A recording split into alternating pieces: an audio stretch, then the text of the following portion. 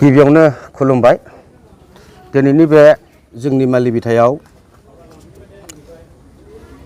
मान होनो गोनां एनडिएफबिनि फाउन्डार रन्जन दैमारि सारखौ कभिड-19 पजिटिभ रिजाल्ट मोननायखौ सानथामसो सिगांनिफ्राय जोङो मोनथिनो हादों।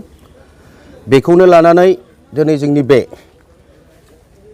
नियारेस्ट भुटान बर्डार मालि बिथा ओनसोलनि एबा चिरां डिस्ट्रिक्टनि सिङाव थानाय बे मालि बिथा ओनसोलनि रायजो राजा दिनैनि दिनाव जोंनि मानगोनां एनडिएफबिनि फाउन्डार रन्जन दैमारि सारा कभिड-19 जों भुगिनांनाया जों बर' जाथिनि थाखाय दुर्भाग्यजनक। बिटिआरनि ओंथिया मोनसे जोंनि बर' जाथिनि थाखाय पिस एकर्डमोन। पिस एकर्ड सिगनेटरि बिथाङा आरोबाव दिनै जेलाव थाबावनांनायनि थाखाय आङो ओनसोलनि रायजो राजानि जानानै दुखु फोरमायबाय आरो लोगोसेयै मानगोनां रन्जन दैमारि सारनि थाखाय आङो गोथां इसोरनियाव आर'ज गाबदों जाहाथे बिथाङा गोख्रैनो बे कर'ना पजिटिभ रिजाल्टनिफ्राय एबा बे सैनांनायनिफ्राय बारग'नो हायो आरो बिथांजों लोगोसेयै गोबां एनडिएफबिनि केडार बिथांमोना कर'ना पजिटिभ दिनै जानानै एबा सैनांनानै दङ।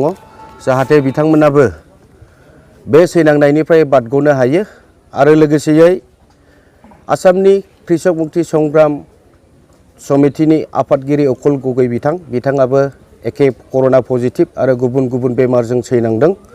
बे सैनांनायाव जाहाथे गासैबो जेलाव थानाय साफ्रोम कर'ना पजिटिभ मोननाय बिथांमोनखौ आसाम सरकार भारत सरकारा नांगौ रोखोमनि ट्रिटमेन्टनि बेबस्थाखौ खालामो आरो गोख्रैनो फाहामनायनि बेबस्थाखौ लायो। बेखिनिखौ आङो जोंनि आसाम सरकार आरो भारत सरकारनि खाथियाव खर' गंग्लायै खावलायहरनाय थाबाय आरो बिथांमोनखौ गोख्रैनो मोजां ट्रिटमेन्ट होनानै फाहामथारनांगौ बेखौ आङो नारसिननानै रायजोनि जानानै खावलायहरबावनाय थाबाय। आरो बे बेलायाव आङो जोंनि मालि बिथा ओनसोलनि जानानै जिथुनाखि जोङो मेडियायाव बुंनो सुबिदा मोननायनि थाखाय आङो मोनसे खोथाखौ बुंनो हास्थायदों।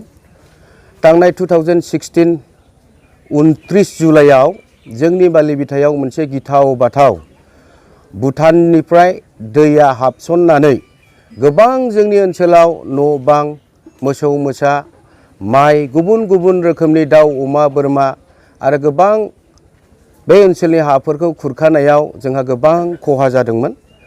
दिनैबो बे 2020 सनावबो एखे महरावनो दङ। बियो दैया आरोबाव हाबफिननो नागिरदों। बेयाव जोंनि इन्डियानि जानानै थेनो नागिरब्लाबो जोङो थेहैनो हाया। भुटान गभर्नमेन्टआ जोंनो पारमिसन होआ।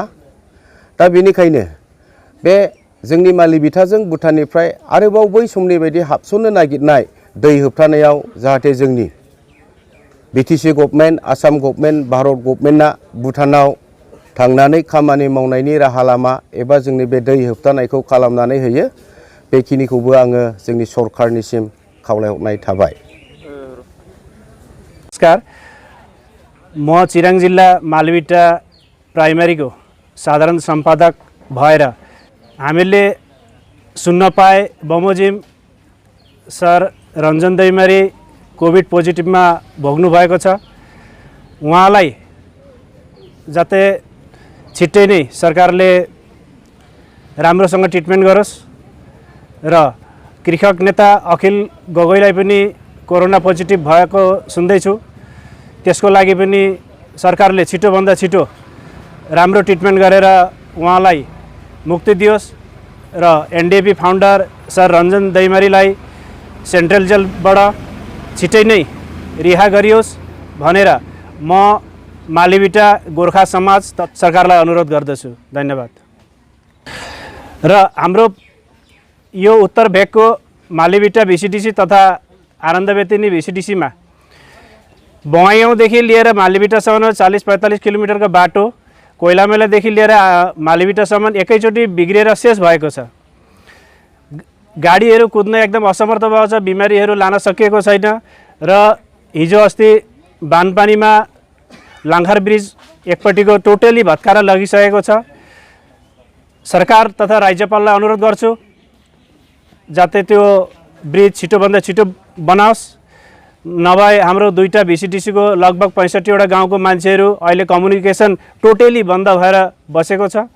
यहाँ कोही दुःखद बिमार आजार भयो भने वा कुनै एक्सिडेन्ट भयो भने हस्पिटल लान कुनै मौकै छैन र सरकार तथा राज्यपाल महोदयलाई अनुरोध गर्छु जाते यो कामहरू झट्टै नै गरोस्। धन्यवाद। दा बिनि बिषय आङो बुंनो सानदों जे जिहेतु जोंहा फाउन्डार रन्जन दैमारी हयथ' गभर्नमेन्टआ फोथायनाय दंना गैया बिथाङा दे सासे फाउन्डारि मोनसे एनडिएफबिनि लिडार आरो बेखौ जोङो दाख्लैसो पिस एकर्ड जाखांनानै बिथाङा दा एकर्ड जाब्लाबो गावनि बिसि फिसा दाफा दाफा जानानै दङ। दा बेनिखायनो आं खावलायनाया बेनो जे जोंनि जेसेबांनाखि एनडिएफबिनि मोनब्रै फ्रेक्सनजों ज' जानानै जिहेतु जेन दानि बे बेमारनिफ्राय बारग'नानै ज' जानानै हयथ' नैबे इलेक्सन बायखांनानै जेन बयबो गोरोबलायो